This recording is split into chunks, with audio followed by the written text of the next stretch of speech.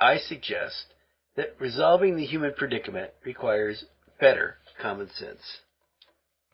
At first, that might sound trivial. Better thinking always helps solve predicaments. However, a closer look at the human predicament reveals some aspects we have overlooked.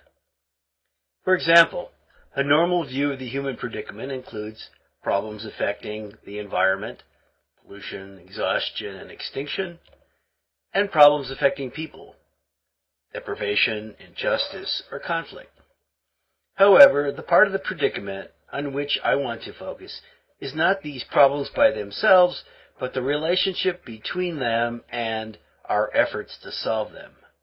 For me, the predicament is these solutions are not strong enough to keep these problems from expanding. Our governments, religions, economies, and technologies cannot keep humans from exhausting and damaging the environment. They cannot keep humans from diminishing and injuring one another. The predicament is, despite our best efforts, the environment and civilization continues toward conditions no one wants. We need stronger solutions. I suggest better common sense. By better common sense, I mean better ways of gathering, processing, and valuing information. I mean better ways of knowing which behaviors lead to which destination. Most of you may be visualizing presidents, popes, economists, and technologists with better common sense. This would be a reasonable visualization if leaders at the top had most of the power to determine the environment's and the civilization's trends. It would be reasonable if constituents at the bottom had little power. It would be reasonable if there was a barrier preventing common individuals from contributing to shaping environment and social trends. However, this barrier does not exist. 6 billion people, through their collected personal behaviors, produce physical conditions, and these conditions contain the trends that produce the future. Institutions grow in response to these conditions, and leaders react to them, but neither creates them. Mark Twain described bureaucrats in Washington as ants on logs flowing downstream. Each bureaucrat touted his power to determine the future, while the institution on which he rode was in the firm grasp of the conditions created by the constituents. So here's how the model really works. 6 billion people determine the future. If there is a need for better common sense, it's all 6 billion constituents. With a whole future generation with better common sense, then they would appreciate bad destinations we don't. They would appreciate and take behaviors we think are unnecessary. Their collected alternative behaviors would create different conditions. Incidentally, different institutions and different leadership mandates, but most importantly, different destinations. In the remainder of the seminar, I will describe the difference between the common sense that most of us share today and the common sense that will have to exist in a future generation if they are to have a better destination. While it is almost impossible for you or me, who does not have these more developed common sense, to understand how a future person will appreciate their world and behave, it is possible to show how our present common sense is failing us. To present these failures, I will tell you a story of how I discovered limitations in the way I personally gather, process, and value information. I will show how my limited thought processes produced a partial view of humankind's predicament, and this shaped my behavior, so they contributed to it. If my thinking is like that of the common man, then what happened to me reveals a portion of the human predicament that may not be resolved without a future generation with better common sense. I will attempt to show you that one way to address this human predicament is to establish a new goal. That goal is to create learning environments that develop better common sense in a whole future generation. Whew. While most people see this as an impossible project, my hope for this seminar is that you will join me in believing that a good future requires its completion. My hope is that you will join with me to build that generation. As the first building block in understanding that better common sense, let me describe my discovery of limitations in the way I gather, process, and value information. It began in 1968. I was an engineer at General Motors designing and testing seatbelts. That work was wildly successful. When research began, 1 out of every 200 Americans died in a car accident. And 2 years later, for those wearing our new seatbelts in the same crashes, only 1 in 20,000 died. Sadly, the cars equipped with these seatbelts did not save many lives. Most people chose not to wear them. Even though wearing seatbelts provided the same reduction in injury as getting a polio vaccination, the same person who got their kids vaccinated decided not to wear seatbelts. How could a rational person choose one behavior and not the other? I asked people how they came to that choice. Some said, "I don't want to be trapped in a burning car by my seatbelt."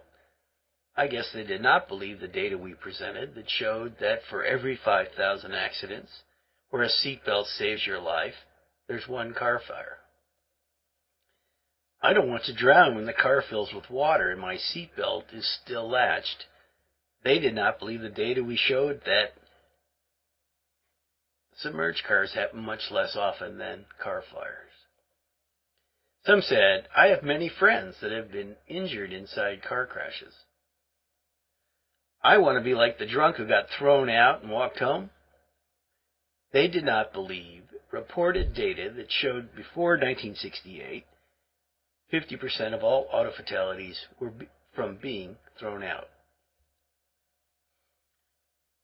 Many reported that they were too good a driver to have an accident. And finally they reported, "I'm too lucky, good, graced, or ornery to get injured." These reasons for not wearing a seatbelt reveal one thing. Normal thought processes selected poor behavior. I quit engineering, and I started researching this problem. I discovered poor thinking was much more pervasive than just not wearing a seatbelt. People who watched the evening news filled with ever-increasing hungry displaced refugees, ever-increasing environmental degradation, and ever-increasing social conflict undervalued these destinations. They overestimated the power of our institutions to solve them. They overestimated the power of the economy, technology, and human goodness to create the future they wanted. They underestimated the power of 6 billion sets of personal behaviors collected together to create present problems or shape future ones. Normal thought processes prevented individuals from seeing a behavior's push toward bad destinations while showing immediate benefits. No wonder each of us takes behaviors that rush our society toward destinations no one wants. If each of us had better thought processes that helped us see bad destinations, we would reject such behaviors. We might even be able to find a better behavior that takes humankind toward good destinations. The most important single discovery of these early years was that the same limited thought processes that kept people from wearing their seatbelts in 1968 also prevents us today from selecting the behaviors that could attain peace. What else could I conclude?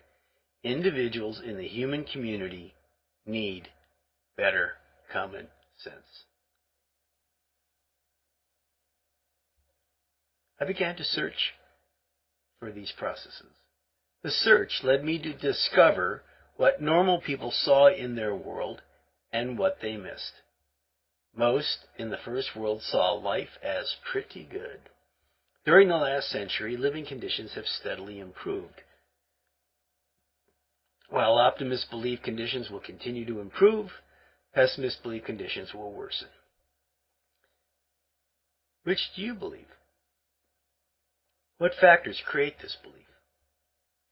Do you cast your ballot based on faith or understanding of social structure, for example, moral codes or civil laws? Or do you cast your ballot based on the world's resources and technology? I cast my ballot based on an understanding of human thought processes. For me, thought processes shape personal behavior. 6 billion of these behaviors create trends, and trends lead to future conditions. When this analysis describes good future conditions, I vote with the optimists. When it describes bad future conditions, I vote with the pessimists. In one of my studies, I started with a bad future condition that exists today and identified the trend that led to this condition. Then I identified the behavior that created the trend. And finally, I described the thought process that chose that behavior. After this analysis, I began voting with the pessimists. My analysis demonstrated to me that avoiding unwanted futures or simply maintaining our present well-being required better thought processes in a whole future generation.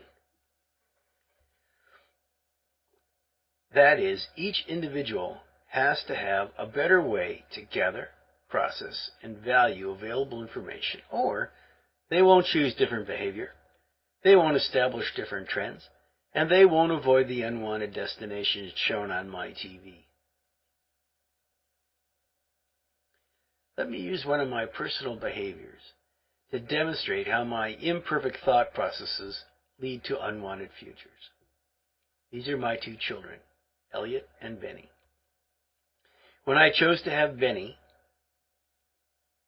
my behavior contributed to lowering humankind's well-being. I know this does not sound correct. How could having Benny lower humankind's well-being? I will explain how this could be possible using the relationships among three variables. The first variable is the world's population. The second is per capita footprint, the average amount of the Earth's resources each person uses. And the third variable is the carrying capacity, the total production of goods and services for human use as constrained by the Earth's resources, labor, and technology. Both pessimists and optimists agree on two relations among these three variables. The first, the population multiplied by the per capita footprint equals the total human footprint.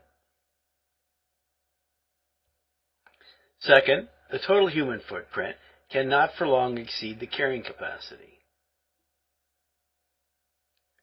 Many people also agree that until cheap energy runs out or global warming floods New York City, total human footprint appears to many not to be exceeding the carrying capacity. For some duration in the future, and in some places, total human footprint seems only to be approaching the carrying capacity. During this approach, optimists believe resulting scarcity induces investment that increases carrying capacity. And pessimists believe resulting scarcity induces behaviors that lower it. And optimists have been correct, for example, the Green Revolution. Pessimists have been correct, for example, fishing fleets, racing to catch the last of a dwindling species have fished it to extinction. However, both optimists and pessimists fail to realize that when total human footprint is approaching carrying capacity, the approach causes increasing social conflict. When 6 billion Benny-producing behaviors collectively drive the total human footprint into the global carrying capacity, Benny behaviors increase social conflict. When I chose to have Benny, my thought processes never delivered this nuance to my consciousness. It never fully registered on me that having a second child increased social conflict. Certainly I knew having a second child increased my family's consumption, and this increased consumption increased the global human community's scarcity problem, and increasing scarcity had something to do with increasing social conflict, but I had 2 kids anyway, because Benny's benefits looked bigger than my view of any future conflict's liabilities. I had Benny because my thought processes could not see the real size of those liabilities. They could not help me understand how the second child behavior led to an unwanted destination. If I understood the destination, I could not find an alternative behavior that avoids it. And if I understood the destination and found the alternative behavior, for example, not having the second child, I could not motivate myself to take it. The remainder of this seminar is about weaknesses in my thought processes and the role they played in determining my Benny decision.